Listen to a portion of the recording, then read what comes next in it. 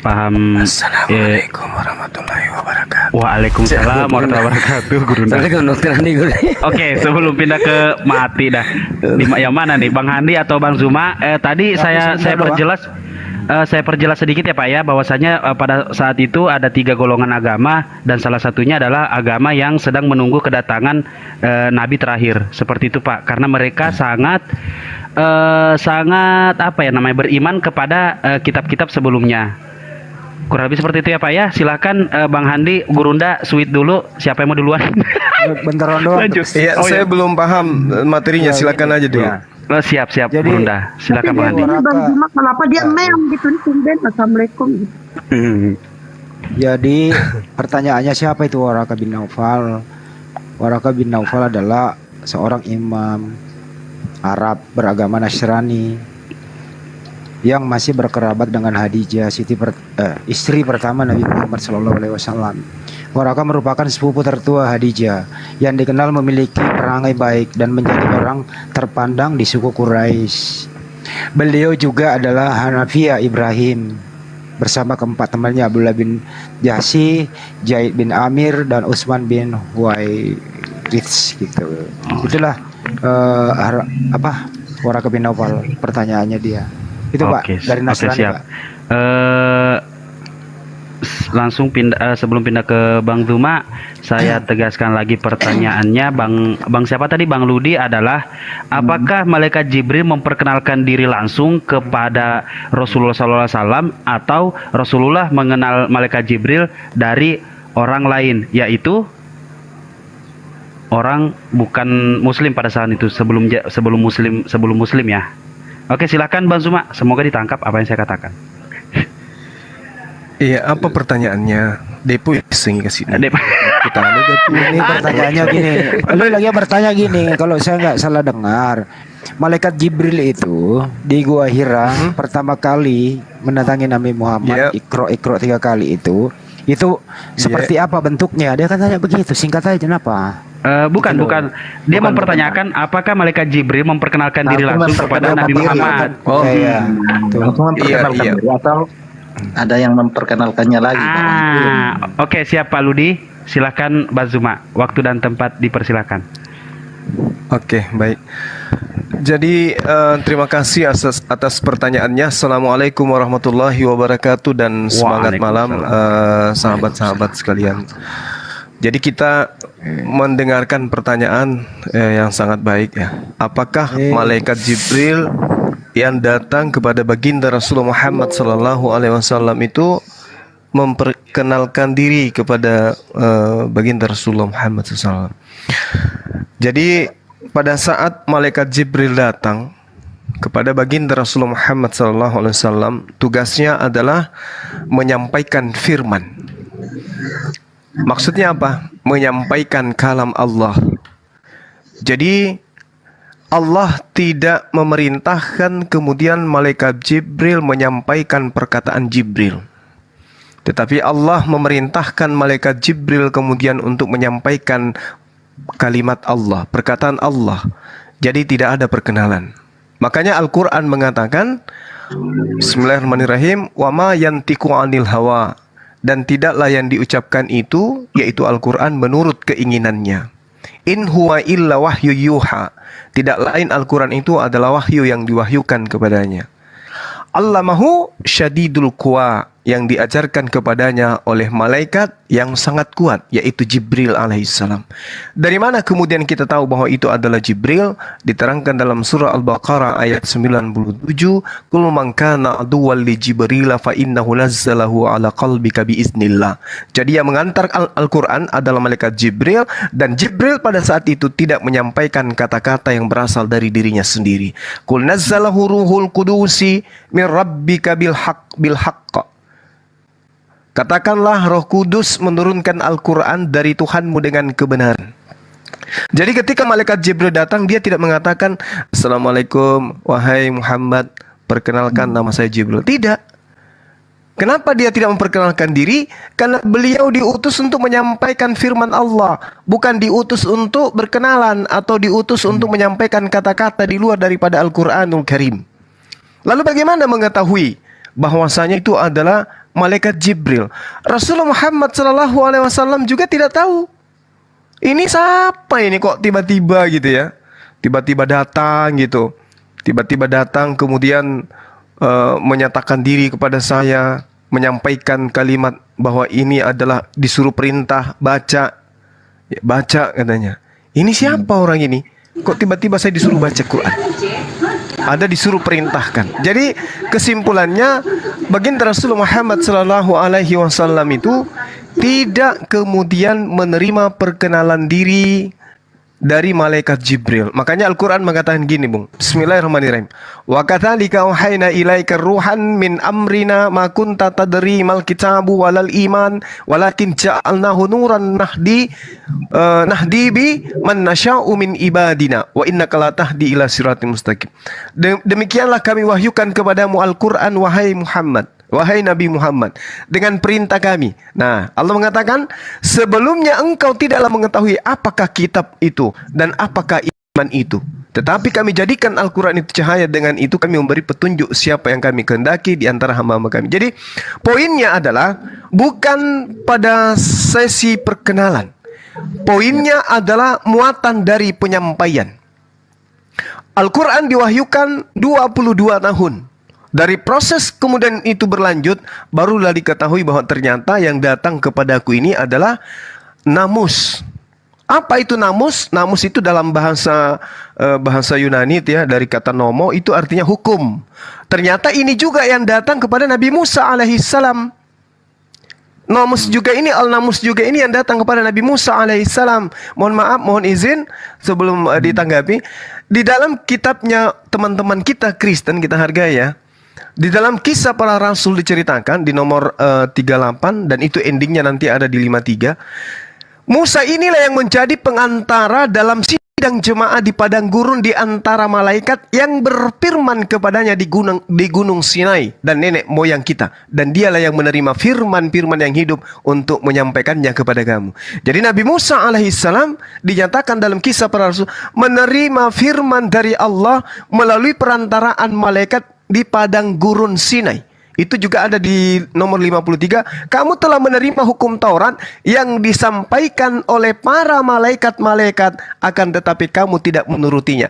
Jadi hukum Taurat yang diterima oleh Musa itu diwahyukan melalui perantaraan malaikat. Nah, kalau kita pun membalikkan pertanyaan, apakah malaikat itu yang datang kepada Nabi Musa mengajarkan hukum Taurat, memperkenalkan diri? Nah, itu bahaya tuh kalau kita tanya begitu dan kita nuntut jawaban. Jadi kesimpulannya, Rasulullah Muhammad SAW ketika berjumpa pertama kali dengan malaikat Jibril tidak memperkenalkan diri karena tugasnya adalah tidak boleh berkata-kata dari dirinya sendiri, melainkan apa yang ucapkan adalah apa yang diperintahkan. Yohanes 17 nomor 12, 13, 14, 15, 16 sampai nomor 15. Demikian sementara, silakan.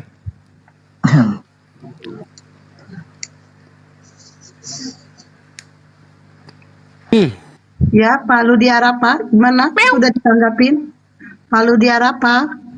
Ya, siap. Ya, dari uraiannya kita sudah sedikit sudah banyak paham lah masalah itu yang kita alhamdulillah. Yang kita pertanyaan lagi sekarang. Pak, sebelum lanjut, Bapak Kristen ya Pak Ludia? Sebelum lanjut Pak. Iya, saya Kristen. Saya hanya menggali-gali sebuah perjalanan kenabian dari seorang Muhammad kan. Nggak apa kan ya? Nggak apa ya? Ya, nggak apa-apa Pak, silakan Pak. Nggak apa-apa Bang, nggak masalah. Berikut tadi ya, saya punya pertanyaan baru yang agak juga ya. Tadi waktu pertemuan dengan malaikat Jibril, ada yang Muhammad disuruh membaca ya banyak 3 kali, tapi Nabi sendiri mengatakan saya tidak bisa membaca. Iya.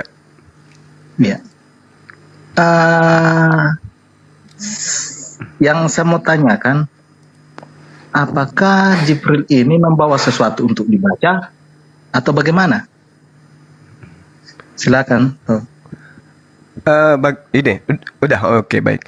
Jadi ketika ditanyai oleh Rasulullah Muhammad sallallahu oleh saudara kepada saya terkait apa yang dialami oleh Rasulullah Muhammad sallallahu alaihi wasallam. Iqra, itu perintahnya, bacalah. Sampai 3 kali. Apakah ada media di situ yang harus dibaca? Rupanya tidak. Itu tidak ada. Dibaca itu maksudnya, baca itu artinya gini.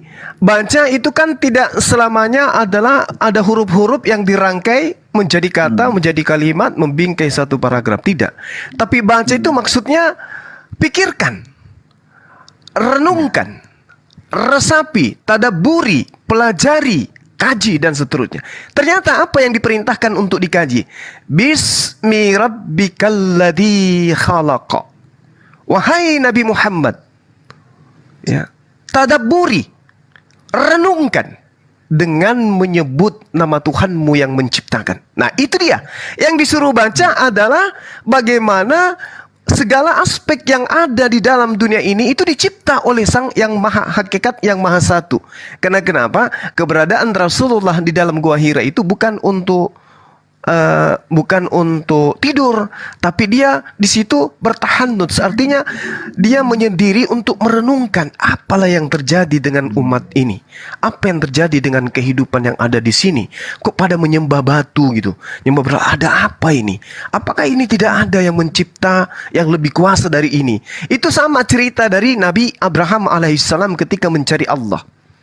Iqra, ternyata yang diperintahkan baca itu adalah bahwa Tuhan itu yang maha menciptakan. Khalaqal insana min alaqa. Iqra, baca bahwa dialah Tuhan yang telah menciptakan manusia dari segumpal darah. Iqra, renungkan, pikirkan, pelajari, kaji. Iqra wa rabbukal akram. Bacalah dan nama Tuhanmu lah yang mulia. Makanya saudaraku, ketika di pemahaman kita sekarang ini, membaca itu pemahamannya luas. Baca dengan perasaan, baca dengan pikiran, baca keadaan, kan gitu. Apakah keadaan itu bisa dibaca dengan arti huruf-huruf? Tidak. Tapi itu artinya tadabburi. Makanya Al-Quran itu poin endingnya adalah akal. Kenapa akal? Karena akal itu senantiasa baca. Coba kita lihat. Strata tertinggi pendidikan seseorang itu dihasilkan dari baca untuk mencapainya. Menjadi profesor, menjadi dokter, menjadi ilmuwan, astronom, dan seterusnya. Itu dihasilkan dari ikra, baca.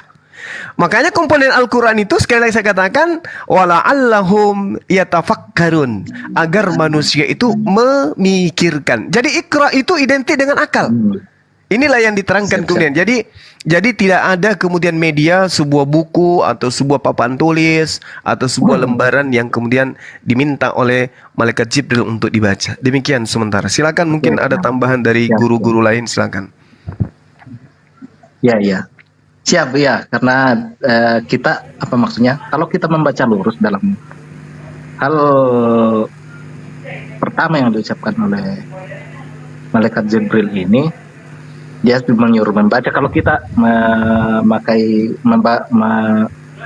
mengartikan lurus saja, berarti ada media yang disuruh membaca, karena Muhammad sendiri menjawab saya tidak bisa membaca. Ya, itu pengertian secara kasat matanya lah. Kalau kita dengar dengar cerita itu, pasti kita merasa, oh ini pasti ada media yang perlihatkan untuk dibaca, karena ada tanya jawab di situ. Ya, maksudnya Iqra, saya tidak tahu membacalah, tapi Nabi sendiri menjawab, saya tidak tahu membaca. Nah, jadi kalau kita melihat secara sepintas, mendengar secara sepintas cerita itu, berarti ada media yang sedang dipegang oleh malaikat Jibril. Itu yang saya mau pastikan. Nah, ternyata itu hanya kiasan untuk yang seperti yang dijelaskan tadi lah.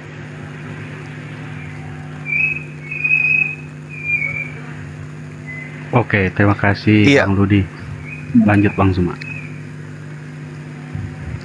Ya, jadi betul adanya sehingga kemudian di dalam Al-Quran, kajian kami Al-Quran itu, Bung, perintahnya kemudian ketika Rasulullah Muhammad SAW itu menerima Al-Quran, maka Allah Subhanahu wa Ta'ala mengajarkan kepada kami kaidahnya. Apa itu? Faiza qara'na fattabi'u Qur'an. Apabila kami telah selesai membacakannya, maka ikutilah bacaan itu. Jadi di sini perintahnya bukan kemudian ada media yang harus dibaca, tetapi ketika malaikat Jibril Iqra, maka Rasulullah Muhammad SAW mengatakan Iqra bismi rabbikal ladzi khalaq. Nah, seperti itu adanya. Makanya kami umat Islam itu menyadari dengan pasti bahwasanya untuk mencari hakikat Allah, untuk mengetahui tentang alam semesta dan apapun itu, maka harus dimulai dengan ikra, membaca, berpikir, menelaah. Makanya umat Islam itu agak-agak sulit kemudian untuk dicari titik kelemahannya dari perspektif apapun dari segi agama Islam, untuk ditemukan satu titik kelemahannya di sana, karena segala sesuatu itu berdasarkan dengan disiplin ilmu, karena muatannya adalah selalu ikra, membaca, memahami, mentadabburi, memikirkan. Seperti itu, Bang. Nah, mohon maaf kalau ini kalau sabar. Kalau ini kita kemudian mencari misalnya di kitab kitabnya orang Hindu misalnya ya, atau kitabnya orang Buddha atau Kristen deh, karena saudara saya Kristen. Kalau kita tanya misalnya, layaknya perintah malaikat Jibril kemudian membaca Iqra bismi rabbikal ladzi khalaq, itu adalah wahyu pertama. Kemudian sebagai wahyu dia diimani sebagai firman Allah. Kemudian kita kembalikan kepada kitabnya teman kita Kristen, itu adalah firman Allah. Bagaimana prosesnya kemudian Paulus misalnya atau Lukas atau Markus menuliskan sebuah pesan yang merupakan firman Tuhan, itu kita akan bingung untuk menjawabnya. Gimana ya? Datang Roh Kudus datang kepada Paulus. Apa yang dikatakan kemudian oleh Paulus, Roh Kudusnya terkait dengan surat Filipi misalnya atau Efesus misalnya, itu seperti apa prosesnya? Itu tidak bisa kita temukan teori dan metode pewahyuan yang disifati daripada Bible itu sendiri. Kalau perjanjian lama kan jelas kisah para rasul menuliskan, oh ternyata Taurat itu disampaikan oleh para malaikat. Nah, kalau perjanjian baru misalnya Lukas itu disampaikan oleh para malaikat atau bukan para malaikat, kan gitu. Nah, kita akan berat di sana. Tapi kalau kita berbicara mengenai Al-Quran, alhamdulillah Al-Quran sendiri mengklaim dirinya bahwa apa yang disampaikan kepada baginda Rasul Muhammad SAW itu in huwa illa wahyu yuha, tidak lain Al-Quran itu adalah wahyu yang diwahyukan kepadanya, allamahu syadidul quwa, yang diajarkan kepadanya oleh yang sangat kuat, yaitu malaikat Jibril. Gitu, Bang.